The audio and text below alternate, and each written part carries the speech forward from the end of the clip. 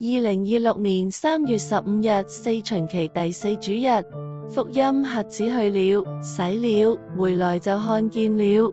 恭讀聖若望福音9章1節至41節。那時候，耶穌前行時，看見了一個生來瞎眼的人。耶穌的門徒就問耶穌說：辣彼，誰犯了罪？是他，還是他的父母，竟使他生來瞎眼呢？耶穌答覆說：也不是他犯了罪，也不是他的父母，而是為叫天主的工作在他身上顯揚出來。趁着白天，我們應該做派遣我來者的工作；黑夜來到，就沒有人能工作了。當我在世界上的時候，我是世界的光。耶穌說了這番話以後，便吐唾沫在地上，用唾沫和了些泥，把泥抹在瞎子的眼上，對他說：去到史羅亞水池裏洗洗吧。史羅亞解說被派遣的。瞎子去了，洗了，回來就看見了。於是鄰居和那些經常見他討飯的人就說：這不是那曾坐在這裏討飯的人麼？有的說就是這人，有的說不是，另一個很相似他的人。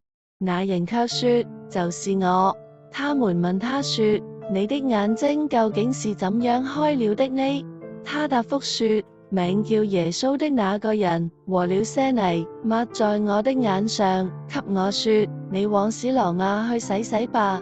我去了，洗了，就看見了。他們又問他說：那個人在哪裏？他說：我不知道。他們便將那先前瞎眼的人帶到法利塞人那裏。耶穌和泥開了他眼睛的那天，正是安息日。於是法利塞人又盤問他怎樣看見了。那人就向法利塞人說：他把泥抹在我的眼上，我洗了，就看見了。法利塞人中有的說：這人不是從天主來的，因為他不遵守安息日。有的卻說：一個罪人怎能行這樣的奇蹟？他們中間便發生了紛爭。於是他們又問瞎子說：對於那開了你眼睛的人，你說什麼呢？瞎子說：他是一位先知。可是猶太人不肯相信他原先是瞎子，而現在看見了。等到叫了他的父母來，問他們說：這是你們的兒子麼？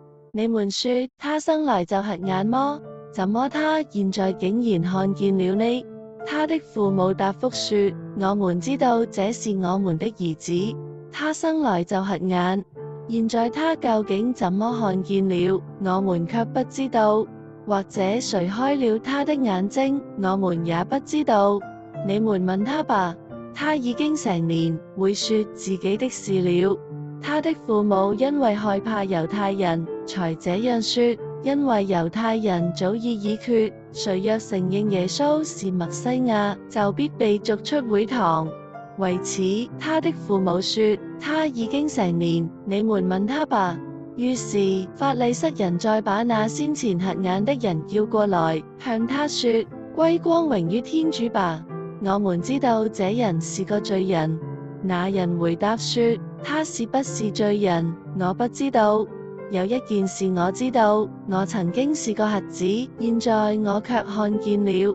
法利塞人又問他說：這人給你做了什麼？怎樣開了你的眼睛？他回答說：我已經告訴了你們，你們不聽。為什麼又願意聽呢？莫非你們也願意做他的門徒麼？法利塞人辱罵他說：你去做他的門徒好了。我們是梅瑟的門徒，我們知道天主曾給梅瑟說過話。至於這人，我們不知道他是從哪裏來的。那人回答說：這真奇怪，你們不知道他是從哪裏來的，他卻開了我的眼睛。我們都曉得天主不俯聽罪人，直俯聽那恭敬天主並承行他旨意的人。自古以來從未聽說有人開了胎生瞎子的眼睛。這人若不是由天主來的，他什麼也不能作。法利塞人卻向他說：你整個人都生於罪惡之中，竟來教訓我們，便把他趕出去了。耶穌聽說法利塞人把他趕了出去，後來遇見了他，就給他說：你信人子麼？那人便回答說：主是誰，好使我去信他呢？耶穌對他說：你已看見他了，和你講話的就是。那人於是說：主，我信，就俯伏朝拜了耶穌。於是耶穌說：我是為了判別，才來到這世界上，叫那些看不見的看得見，叫那些看得見的反而成為瞎子。有些和耶穌在一起的法利塞人，一聽了這話，就說：難道我們也是瞎子麼？耶穌回答說：你們如果是瞎子，就沒有罪了。但你們說我們看得見，這樣你們就有罪了。上主的話。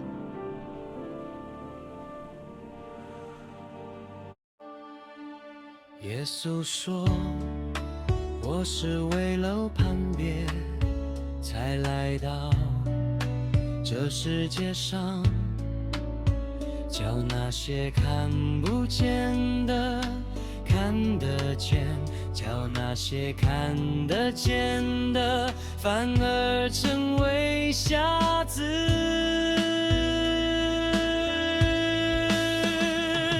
你們如果是瞎子，就沒有罪了。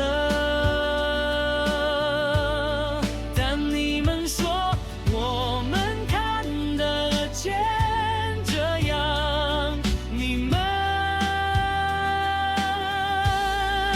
就有罪了。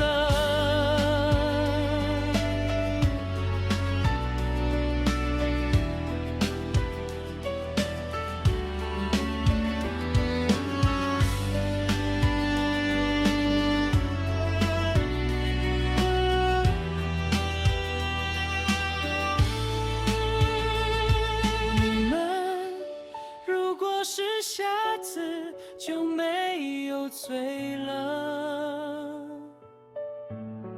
但你們說我們看得見，這樣你們就有罪了。